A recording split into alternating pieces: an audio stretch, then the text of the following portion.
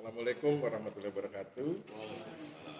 Yang saya hormati Pak Nasir, Ibu Dwi Wulan, Mbak Adis, hari ini atas rahmat Allah Subhanahu wa Ta'ala kita diberi kesempatan untuk melaksanakan ujian skripsi.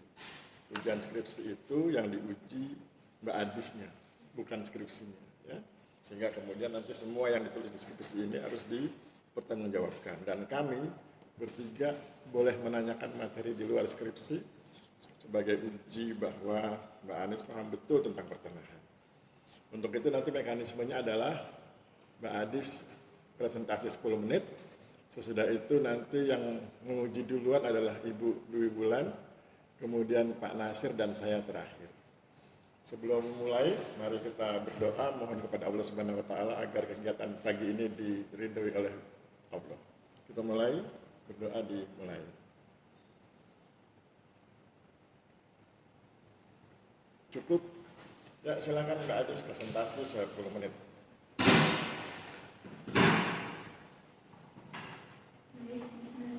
Assalamualaikum warahmatullahi wabarakatuh. Waalaikumsalam warahmatullahi wabarakatuh. Yang terhormat Bapak Anies Baswedan Ketua APDN KNSI, yang terhormat Bapak Nazir Salim SSMA, yang terhormat Ibu Dwi Wulan Andari APDN KNPB.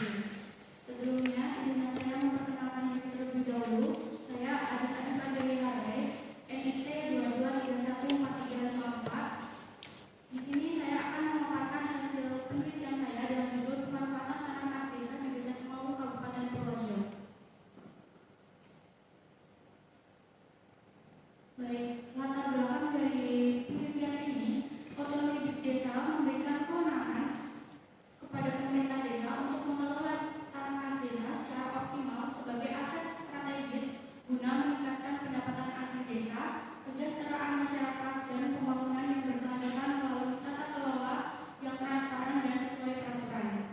Desa Semau, Kabupaten Purworejo memanfaatkan tanah kas desa untuk mengembangkan berbagai bentuk dan pemanfaatan tanah kas desa sebagai upaya meningkatkan PADES atau pendapatan asli desa dan perekonomian masyarakat. Penelitian ini mengkaji mengelola serta dampak pemanfaatan aset tersebut terhadap kesejahteraan masyarakat dan pembangunan desa. Kemudian, rumusan masalah ini terbagi menjadi 3. Yang pertama, bagaimana bentuk dan pengelolaan pemanfaatan tanah kas desa terhadap pemerintah desa dan masyarakatnya.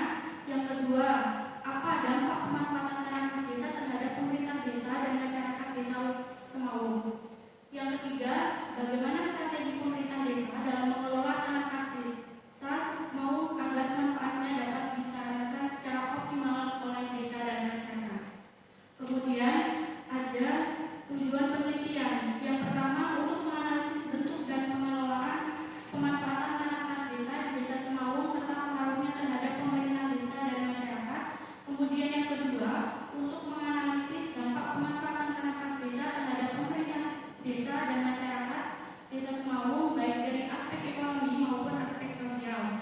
Kemudian yang ketiga, untuk mengidentifikasi dan menganalisis strategi pemerintah desa dalam mengelola Desa Semau guna memaksimalkan manfaat bagi desa dan masyarakat. Kemudian manfaat penelitian ini dibagi menjadi 2, manfaat teoritis dan praktis. Manfaat teoritis menambah referensi dalam mengembangkan ilmu terkait pengelolaan aset desa, tanah kas desa, dan pengembangan desa wisata. Kemudian manfaat praktisnya bagi pemerintah desa menjadi bahan evaluasi dalam pengelolaan tanah kas desa agar lebih optimal dan sesuai peraturan. Kemudian bagi masyarakat desa memberikan informasi mengenai manfaat pemanfaatan tanah kas desa serta mendorong partisipasi masyarakat. Kemudian bagi pemerintah daerah menjadi masukan dalam menyusun kebijakan pengelolaan aset desa dan pengembangan desa berbasis potensi lokal. Kemudian penelitian terdahulu oleh Olan Suparlan tahun 2024 tentang optimalisasi pemanfaatan tanah kas desa dalam meningkatkan ekonomi masyarakat. Kemudian dari Dwi Rahmawan dan Dian Aris tahun 2023 tentang penggunaan tanah kas desa untuk meningkatkan ekonomi masyarakat di Dusun Sukunan, Yogyakarta. Kemudian dari Raffi Ramadan dan Dia Widi Astuti tahun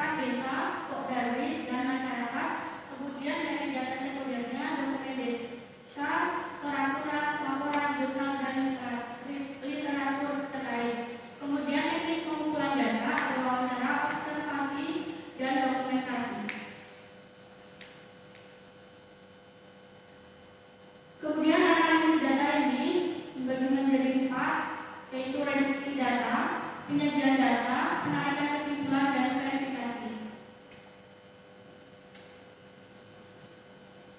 Gambaran umum lokasi penelitian lihat dari letak geografis. Desa Semawung, Kecamatan Projo, Kabupaten Projo memiliki luas wilayah 266 hektar dengan aksesibilitas yang baik dan dominasi lahan pertanian.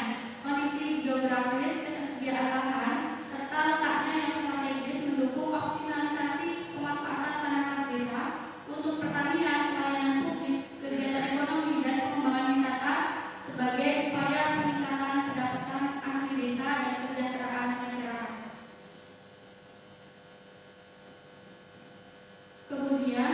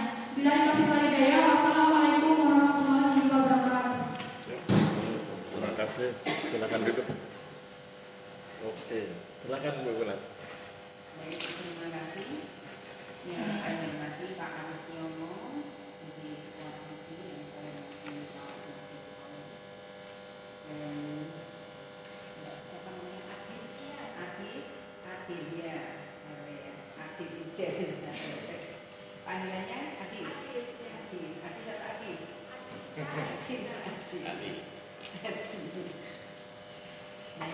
sangat saya ucapkan selamat ya, sudah di tahap akhir walaupun tidak bisa ikut yudisium tahap kemarin ya.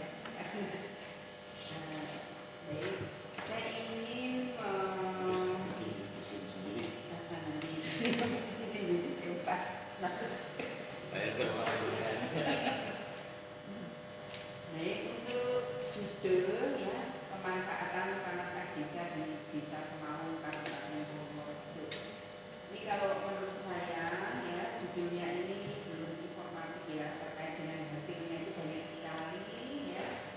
Lihat dari novel ini ya, ada juga pemanfaatan. Paling tidak judul itu kan ada apa ya, mencerminkan masalah ya. Masalah itu apa? Pemanfaatan TKD di Semau gitu ya, seperti penggunaan tanah di Banyuraden. Nah, itu kan informasinya paling tidak hanya membuat laporan tentang pemanfaatan hasilnya ya kita penggunaan gitu. Ini bisa hasilnya cuma kita pemanfaatan. Tapi sebenarnya di dalamnya itu banyak sekali, you know? Nah, banyak sekali. Paling tidak juga judul itu kan ya minimal 2 kali aturan ya. Misalnya di sini dilihat di halaman 9 ya, halaman 9 ini urusan masalah dan tujuannya kan pertama untuk menganalisis bentuk dan penggunaan pemanfaatan TKD serta pengaruhnya terhadap pemerintah desa dan masyarakat. Jadi ini juga menentukan pengaruhnya ya. Terus untuk menganalisis dampak ini terhadap desa dan masyarakat desa baik dari aspek ekonomi dan sosial. Urusan masalah yang ketiga, bagaimana strategi pemerintah desa dalam mengoptimalisasi ini untuk pemanfaatan secara optimal. Ini dari kata-kata ini ya, ini bisa diambil misalnya seperti apa ya? Kalau melihat dari beberapa novel itu bagus itu judul-judulnya ada 2 variabel, ada tujuan akhirnya itu apa? Sebenarnya di kerangka pemikiran itu ada tujuan akhirnya, ya kan? Ada dampaknya, ada tujuan akhirnya untuk kesejahteraan masyarakat dan desa. Dan itu bagaimana kira-kira judul yang sebenarnya enggak apa ya mencerminkan isinya saja. Itu sudah bagus kan judulnya kita. Ini misalnya mau dampak atau mau optimalisasi atau mau seperti apa sih? Kalau saya itu dampak pemanfaatan TKD terhadap kesejahteraan dan kemakmuran masyarakat, atau mau yang optimalisasi pemanfaatan TKD dalam meningkatkan kesejahteraan, atau seperti apa? Judulnya itu apa?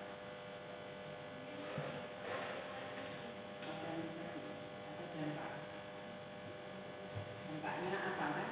Ini di kerangka pemikiran itu ada dampak sosial, dampak ekonomi gitu ya. Nah, terus tujuan akhirnya untuk kesejahteraan gitu ya.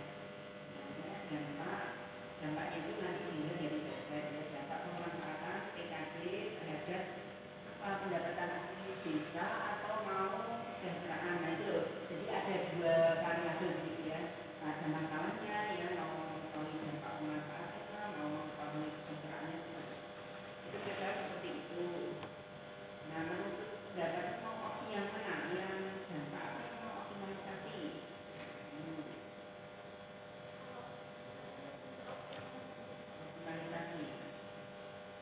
Optimalisasi pemanfaatan TKD dalam meningkatkan kesejahteraan. Dari optimalisasi itu dampak sudah tercermin belum? Jadi seperti itu ya, nanti dipikirkan ya. Terus selanjutnya ini kerangka teori ini ya. Untuk teori ekonomi dan sosial ini sudah ada, cuma masih sangat terbatas ya, masih 2 sampai 3, masih sedikit lah. Kalau ada teori pembangunan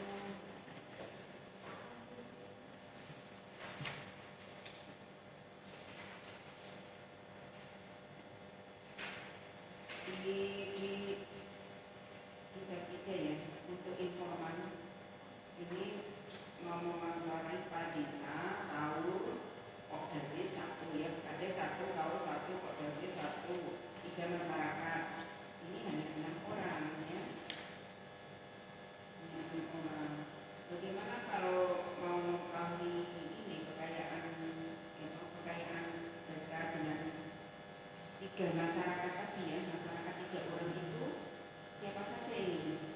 Karena itu ada petani penggerak, ada pelaku UMKM, ada masyarakat di sekitar embung, itu kan dampaknya mau ke situ kan. Kalau 3 itu siapa itu masyarakatnya? Masyarakatnya yang sekitar embung ya Bu, terutama. Berapa? Apakah 3 orang itu sudah bisa mencerminkan mengenai peningkatan kesejahteraan? Saya petani 1 orang, ya, UMKM 1 orang, terus wisata 1 orang itu. Apakah sudah bisa mencerminkan apa mengenai kesejahteraan itu? Saya petani 1 orang itu petani yang seperti apa?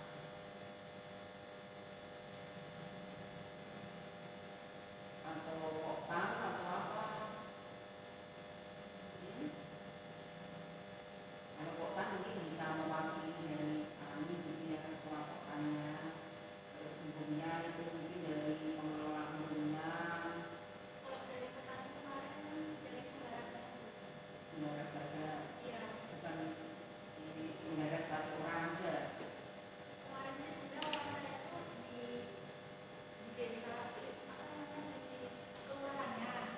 Terus kemudian di situ tuh perangkat-perangkatnya itu termasuk dari penggarap dari pertanian itu Bu.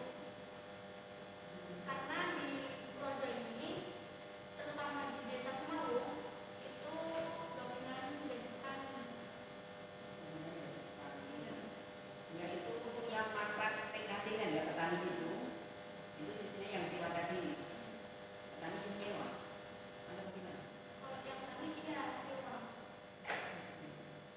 Sewa itu kemarin dari Hasil wawancaranya, soalnya hasil wawancaranya transkrip wawancaranya nggak ada.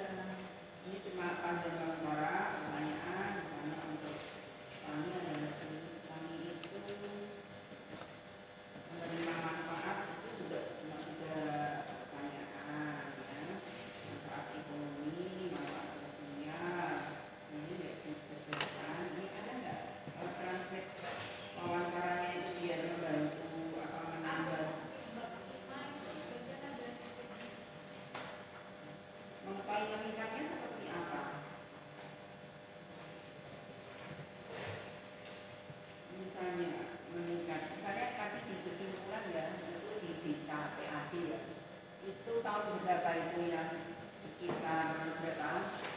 29 sampai 30,8 juta per tahun itu untuk setelah pemanfaatan atau sebelum pemanfaatan atau tahun berapa ini? setelah pemanfaatan budaya itu hasil sebenarnya dari misal embung itu per tahunnya sewanya harga berapa, terus nanti pertaniannya juga, kemudian embungnya juga hasilnya itu jumlahnya segitu Bu. Ada di tabel pendapatan di halaman 77.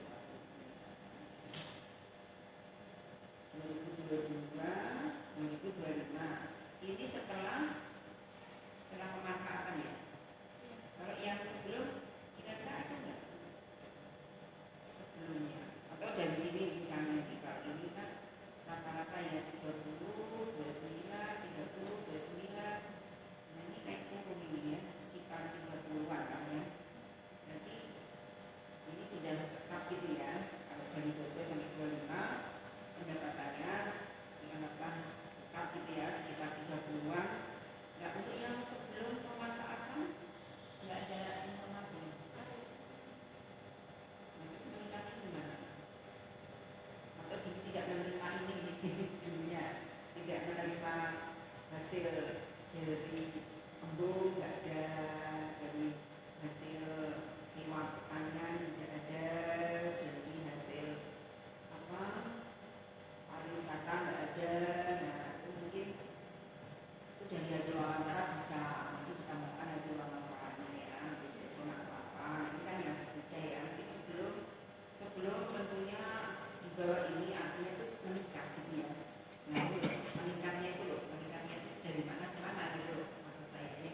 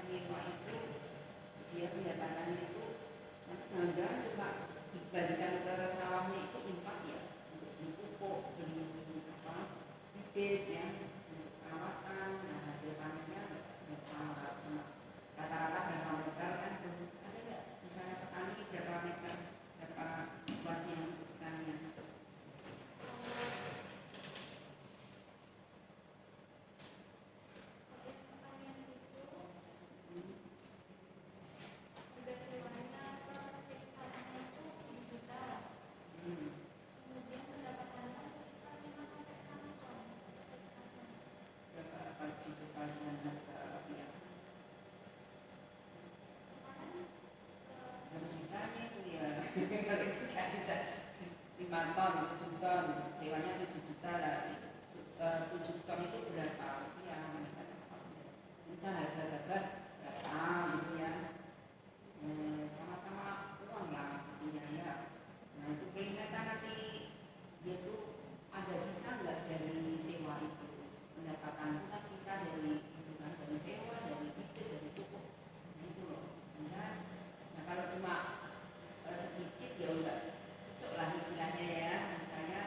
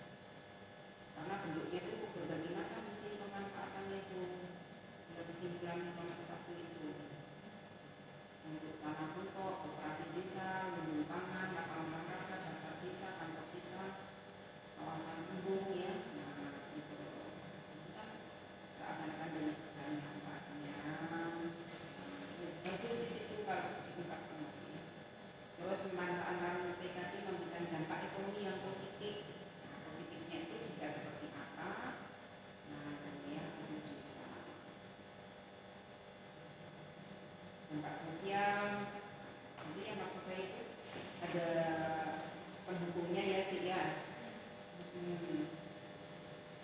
Oke, saya rasa itu nanti ini untuk wawancara bisa nanti di sini ya. Ini panduan wawancara, kalau ada transkrip wawancara ada tabel wawancara dengan kepala desa, dengan kaur, wawancara dengan kota ya, masyarakat sekitar juga bisa ditambahkan di situ, bisa menambah kejelasan mesin. Oke, terima kasih, saya kembalikan Pak Ares. Oke. Waalaikumsalam. Halo. Oke. Monggo Pak Nasir. Ya, Mbak Adis, jadi hampir sebulan yang lalu saya menandatangani skripsimu itu supaya ikut wisuda yudisium ketiga, ternyata kamu menghilang. Saya agak tutup mata waktu itu, setelah kamu mau mundur malah saya menjadi membaca dengan lebih detail. Banyak sekali bolong-bolongnya tulisan itu. Jadi harus saya akui, saya dulu itu buru-buru, saya pikir kamu mau cepet yudisium, ternyata banyak kendala lain. Ya, semua orang punya masalah. Saya tidak mau mengulang pertanyaannya berulang, saya mau menguji apa yang kami tulis. Sebelum masuk ke substansi, saya ingin tahu juga pengetahuan terkait tentang kas desa. Tanah kas desa di Desa Purworejo ini ada sekitar 40 hektar. Itu status alasannya saat ini apa yang menurut?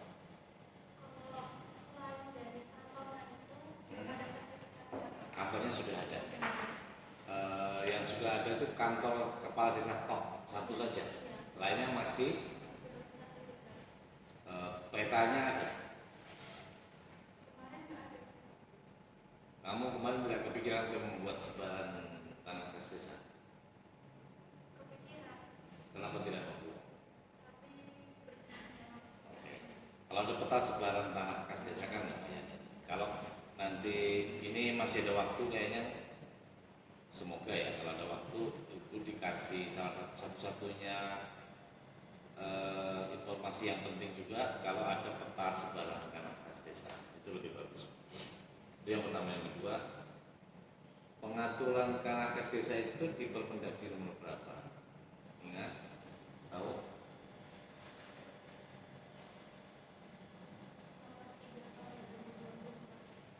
Kalau pengelolaan aset di Permendagri nomor berapa? Khusus pengelolaan aset.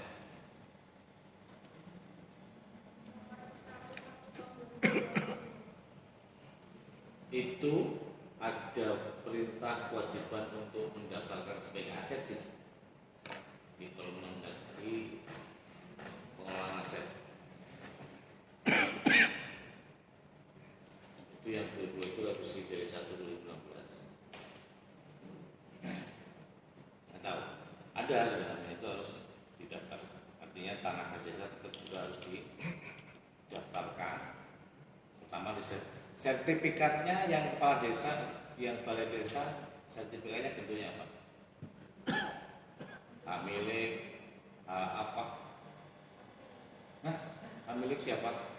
Pemiliknya siapa? Atau gini, tanah kas desa menurutmu dan yang sepengetahuanmu, tanah kas desa harus didaftarkan dalam bentuk apa? Sertifikatnya apa? Masuk hak milik pemiliknya siapa? Kepala desa.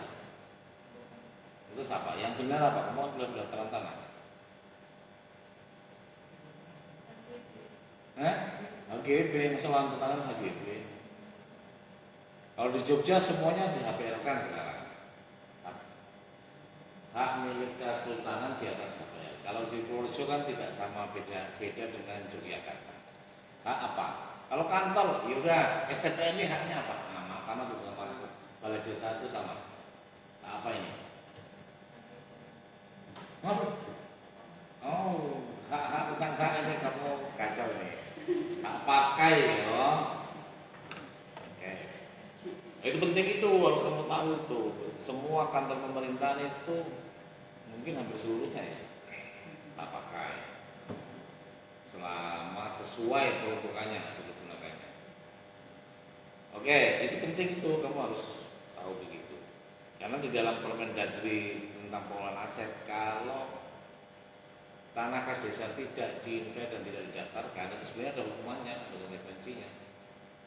Kalau hilang itu menjadi tanggung jawab pidana bagi penguasa atau kepala desa.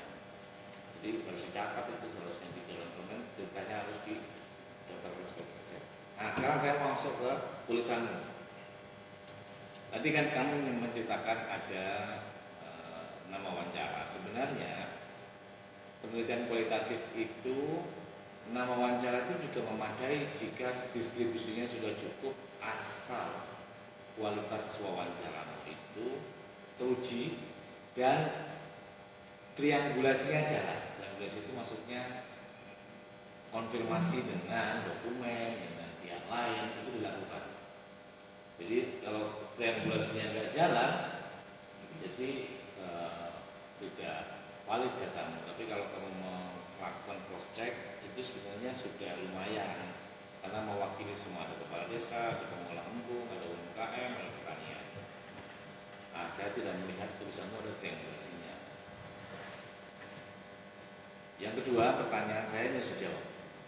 Lebih kurang 40 hektar dan lebih kurang 30 hektar untuk pertanian. Ada datamu nggak yang kamu punya 30 hektar tadi yang lebih kurang lahan pertanian? Pertanyaan ya, benar ya? Itu distribusinya kemana saja 30 hektar itu?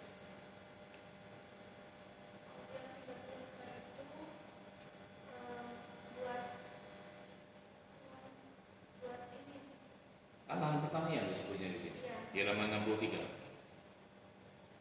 Nah itu untuk apa? 30 hektar itu untuk apa saja? Tebu untuk Jogja itu semua 30 hektar? Atau ada datanya nggak? Kamu punya data? Angka-angkanya kan ini punya sekdes, punya pasti. Ada nggak? Kamu nggak tanya?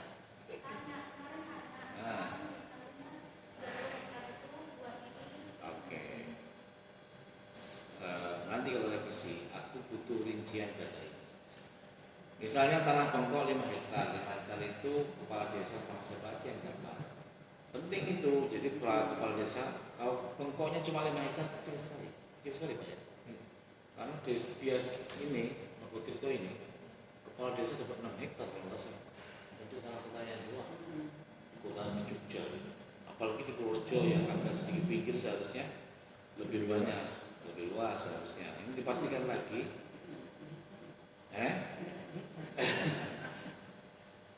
Ini hubungannya, kenapa kok saya butuh data ini? Berapa hektar untuk pertanian yang tadi bicara tentang kesejahteraan masyarakat, ada positif dampaknya. Sebenarnya masyarakat memanfaatkan tanah ini berapa hektar untuk pertanian ya? Terus pertanian dulu, ada datanya. Si A itu mau menyewa berapa? Sistemnya sewa atau bagi hasil? Yang sewa itu cuma yang tebu itu Pak. Tebu, oke. Yang lainnya seperti cabai dan lain-lain itu dari perangkat desanya ini jadi petani, kemudian nanti hasilnya baru Sistemnya bagaimana? sistem garam. Oke, sederhananya begini. Kalau ada tanah 1 hektar, saya mas petani, cabai. Hanya cabai semua atau yang lain? Ada yang lain Pak. Apa? Saya sebutkan jenis-jenisnya yang kamu tahu. Jagung. Jagung. Terus kemarin ada Padi nggak ada? Pak. Padi ada. Kacang tanah. Kacang tanah, Terus tembakau. tembakau. Nah, cabai gimana? Cabai ada? Iya. Oke, saya ambil yang sederhana saja. Adakah kamu tahu jumlah luasan yang ditanam disewakan? Datanya ada? Saya kan tadi kamu nyebut padi.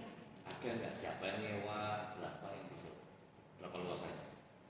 Kalau berapa sewanya per hektar nggak ada Pak, karena kemarin misalnya cuma ngasih data kalau segini buat pertanian. Anggarannya ini. Ya, tapi kamu nggak tanya kira-kira kalau di sana istilahnya apa sih, bau atau luas menyebut itu dipinjam itu sekian, itu apa? Hektar, meter atau apa? Hektar.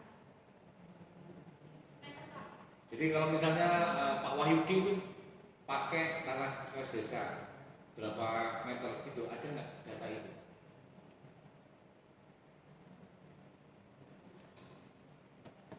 Nggak ada. Kamu komen, catat ya. Itu harus kamu minta, karena kamu PP Jogja Purworejo, jadi kamu bisa menanyakan ke kepala desa. Besok kamu bisa ke kepala desa. Gini, ini adalah ada kelanjutannya karena saya ambil contoh nih, kita ngitung kasar saja. Tanah saya 1 hektar di Purworejo, panen per kali panen 1 hektar untuk berapa tahun? Oke, anggaplah 5 ya, 1 hektar. 1 tahun panen berapa kali? 2 kali, bukan bisa, rata-rata 2 kali kan 4 bulan toh, sisanya nanti untuk yang lain. Berarti kan 8 bulan, dia mungkin total 9 bulan sama yang lain, sisa 3 bulan untuk yang lain. Kalau saya pinjam sewa tanah kas desa 1 hektar, 1 kali panen normal 5 ton, harga gabah kamu tahu berapa sih?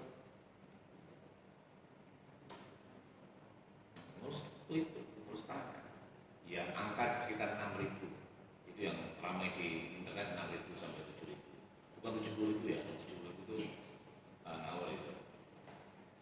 Artinya sekali panen 5 kali 6 berapa? 30 juta gabah. Sekarang sistemnya apa? Bagi hasil atau sewa dengan petani? Bagi hasil. Bagi hasilnya berapa? 64, 73, 55? Tahu? Enggak tahu. Anggaplah yang paling jelek 55 ya. 50% pemilik tanah, 50% penggarap. Itu yang paling jelek gitu kan. Biasanya ada yang 64, ada yang 73. 64 biasanya pemilik tanah ngasih bibit, ngasih pupuk segala macam. Rata-rata oke 55 bagi hasil. Kalau 55 saja berarti sekali panen 30 juta. Desa dapat 15 juta. Setahun dapat 30 juta. Lah ini rata-rata penghasilan tanah 40 hektar yang dimiliki, penghasilannya hanya 30 juta. 29 sampai 30 juta. Itu kalau saya kepala desanya saya stres ini saya. Punya tanah 40 hektar, penghasilannya 1 tahun hanya 30 juta. Berarti 1 hektar itu tidak sampai 1 juta per tahun. Per tahun ya, per bulan ya. Berarti sebulan 100.000. Nggak nyampe.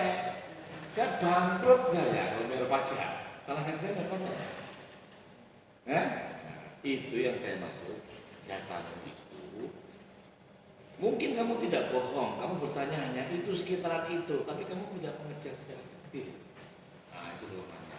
Ini yang kemarin saya buru-buru membacanya cepat-cepat, tidak saya cek, tidak saya klarifikasi. Saya salah juga, tapi mari kita benarkan dan kita. Kalau memang begitu memang hasilnya, ini nggak apa-apa. Tapi harus kamu konfirmasi ulang ke sekdes sama kaul pemerintahan, kaul pertanian ya. Nah, itu bagi saya sangat mengganggu itu. Jadi karena 40 hektar tanah. Yang paling besar tadi penghasilan yang taman bisa parlemen. Embung, nah, ini sampai 17 juta per tahun. Itu pun ya masih kecil lah. Kas itu tuh masih termasuk kecil. Oke, jadi maksud saya itu masih bisa kamu perbaiki dan kamu pastikan bahwa angka-angka itu benar. Karena 30 juta enggak memberikan kesejahteraan apa-apa terhadap desa, kecuali dana yang diperoleh sebenarnya tidak segini.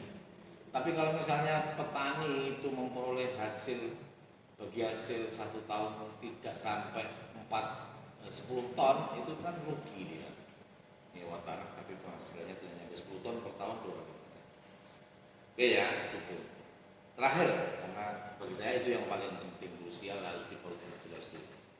Pengelolaan yang kamu sebut di sini transparan. Transparan itu seperti apa yang kamu pahami dan yang masyarakat jelaskan atau kepala desa jelaskan dalam konteks pengelolaan tanah desa. Transparan seperti apa?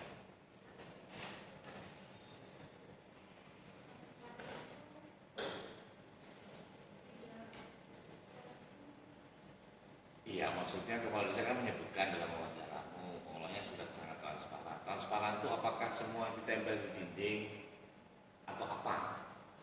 apa yang dia sebutkan dengan transparan itu maksudnya apa?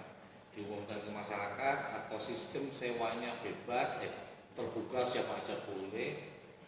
Nah, ini termasuk nanti dicari datanya. Pola atau sistem sewa tanah kas desa itu bagaimana? Apakah kelompok-kelompok tertentu saja yang dapat, kelompok tani tertentu, atau di setiap tahun ada apa namanya lelang? Seperti apa? Ada? Nggak tahu. Oke, nanti ditanya juga ya. Sistem sewa tanah kas desa itu seperti apa? Kontrak kah? Ada lelang kah? Apa? Terakhir banget, Kopdes sudah ada dan masuk dalam sini. Itu sistemnya apa? Perjanjian atau apa? Gratis atau tidak?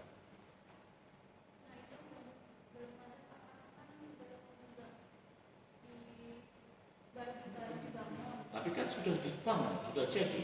Perjanjiannya gimana? Nggak ada. Antara pengelola koperasi dengan kan pengelola koperasi bukan kepala desa kan? Nah, nanti tanyakan ya nanti. Apakah itu hibah, bukan hibah apa namanya? Cuma-cuma, nggak ada retribusi apapun, atau ada perjanjian. Perjanjian itu kan macam-macam, mungkin gratis, tapi kan tetap bayar pajak, sewa, perawatan atau apa di dalam perjanjiannya ada atau tidak, atau tidak punya sistem. Kopdes itu artinya dari pusat sampai di desa, pokoknya bangun, tidak ada peraturan apapun. Nah itu kamu tanya nanti sama sekdesnya. Jadi ada beberapa catatan ya, ada beberapa perbaikan yang perlu terkait yang mendasar. Saya kira itu saja Pak Aris yang ingin saya sebagai pertanggungjawaban saya bimbing, tapi masih ada beberapa yang terlewat. Terima kasih, monggo Pak Aris. Terima kasih Pak Nasir. Mbak Adis, kita sama-sama orang Purworejo ya. Saya ingin konfirmasi, satuan luas lokal di Purworejo itu apa? Salah. Hah? Salah. Satuan luas di Purworejo itu yang versi lokal adalah ubin dan bahu. Satu ubin itu 14 meter persegi, satu bahu itu 500 ubin. Kamu harus tahu itu karena kamu orang Purworejo, kalau enggak hilang identitas Purworejo. Ya? Satu ubin berapa? 14 meter persegi. Nah sekarang kalau bahu hitungannya masih ada. satu bahu 500 ubin. Nah sekarang saya ingin perdalam tentang judulmu kan pemanfaatan tanah kas desa ya. Nah pertanyaan saya, mengapa kamu gunakan istilah pemanfaatan? Mengapa bukan penggunaan atau pengelolaan? Mengapa kamu pilih kata pemanfaatan? Tidak pilih kata penggunaan atau pengelolaan? Kan bisa juga tuh, penggunaan tanah kas desa, pengelolaan tanah kas desa, bisa juga pemanfaatan tanah kas desa. Tapi mengapa kan setiap pilihan judul ada konsekuensi tadi seperti diperdalam oleh Bu Ulan tuh. Kalau judulmu begini, harusnya begini, ditambah begini. Nah, mengapa kamu gunakan kata pemanfaatan, bukan penggunaan dan bukan pengelolaan? Alasannya apa?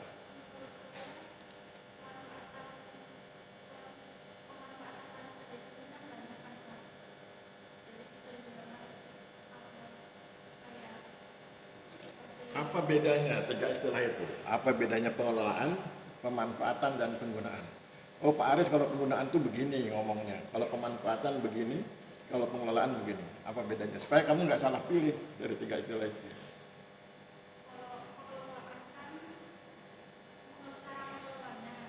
Terus kalau cara memanfaatkan. Bukan begitu. Pemanfaatan itu bicara tentang dampak. Oleh sebab itu tadi kan Bu Bulan kritik gitu loh. Penggunaan itu bicara tentang proses. Pengelolaan itu bicara tentang manajemen. Nah kalau bicara manajemen itu di situ bisa pengelolaan, bisa pemanfaatan, bisa penggunaan. Jadi ketika kamu memilih kata pemanfaatan tanah kas desa, maka itu punya konsekuensi. Kamu harus bicara dampak. Oleh sebab itu betul ketika di rumusan masalahmu kamu ngomong soal dampak, tidak ngomong soal proses penggunaannya. Walaupun kemudian di bagian awal rumusan masalahmu kamu ngomong soal bentuk dan pengelolaan. Jadi hati-hati itu penggunaan tiga itu. Nah, sekarang berikutnya coba tayangkan landasan teorimu. Saya paling senang main di teori. landasan teori.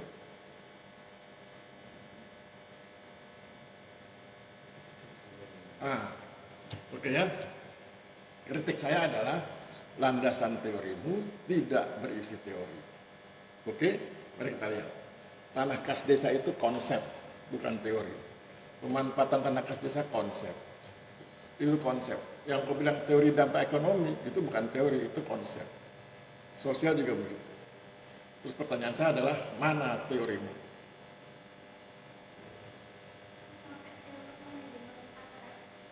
Mana teorinya? Di situ? Di halaman berapa di sini? Kenapa nggak ditayangkan di situ? Halaman berapa kamu tulis teori manajemen aset?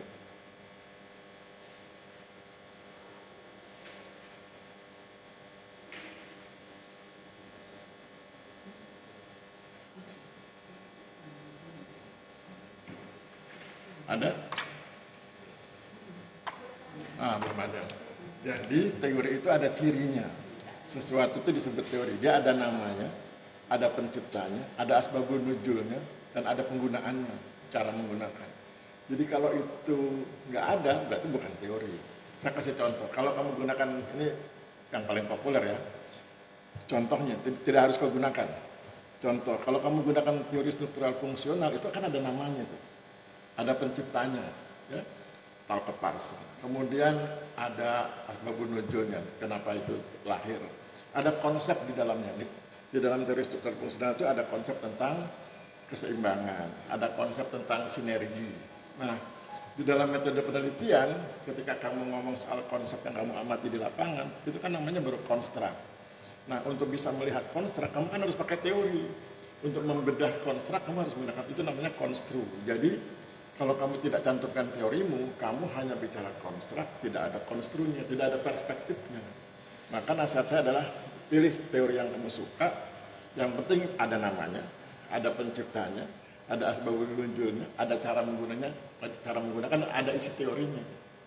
Ya, nanti kau pilih, kan banyak itu kau tinggal googling, pilih teori apa yang kira-kira cocok untuk membedah isu yang sedang kamu bahas itu ya. Berikut kerangka pemikiran. Slide berikutnya. Oke. Kerangka pemikiran. Kamu kan ngomong terakhir itu tentang kesejahteraan dan kemandirian. Pertanyaan saya, apa indikator kesejahteraan dan apa indikator kemandirian?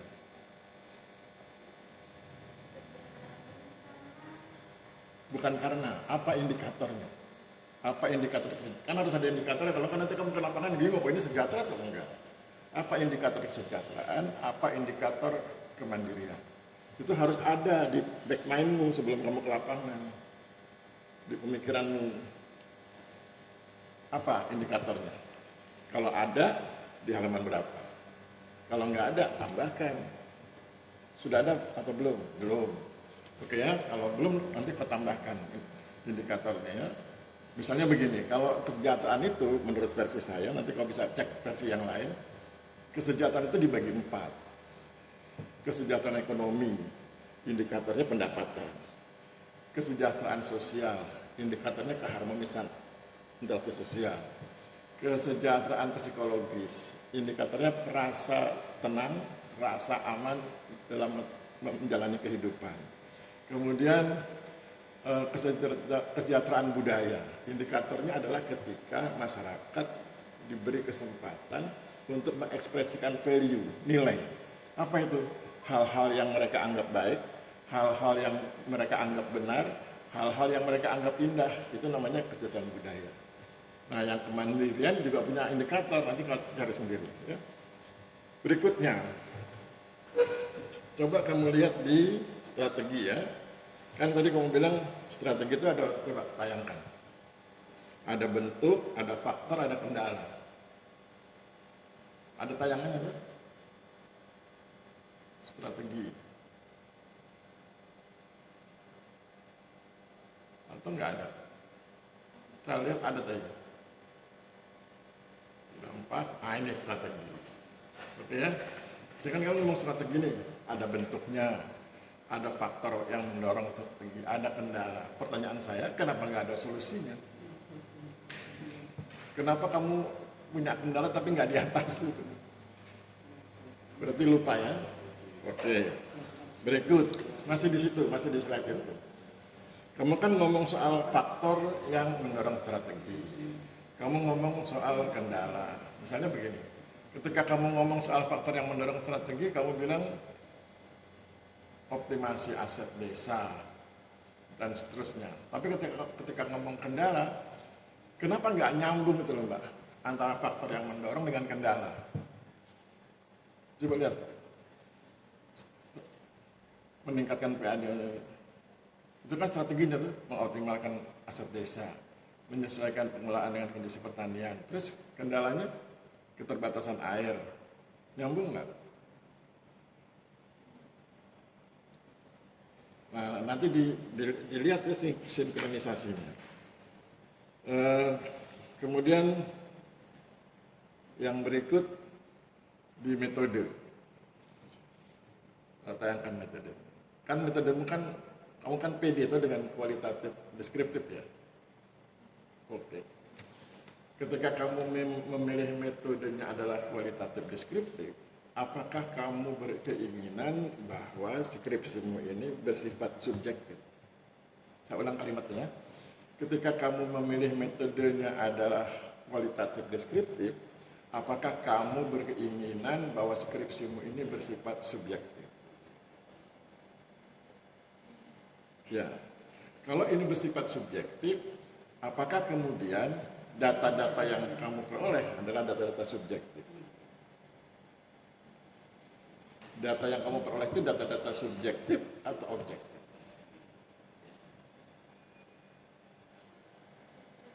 Subjektif.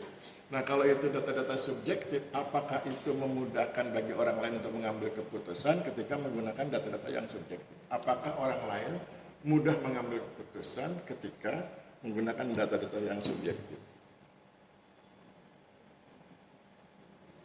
Enggak lah.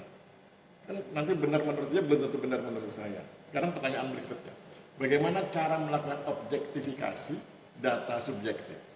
Mengubah data subjektif menjadi objektif itu gimana caranya? Agar memudahkan orang ketika mengambil keputusan, agar keputusannya objektif nih, nggak cuma sekedar perasaan. Berarti kan data subjektifmu harus diobjektifikasi sehingga menjadi data bernuansa objektif meskipun awalnya subjektif. Ya. Nah, bagaimana caranya?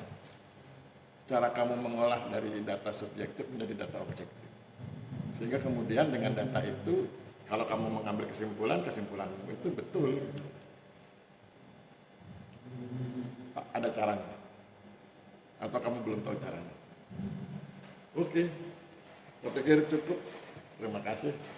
Mbak Adis silakan keluar sebentar, kami bertiga rapat. Nanti dipanggil, jangan jauh-jauh ya. Jangan pulang.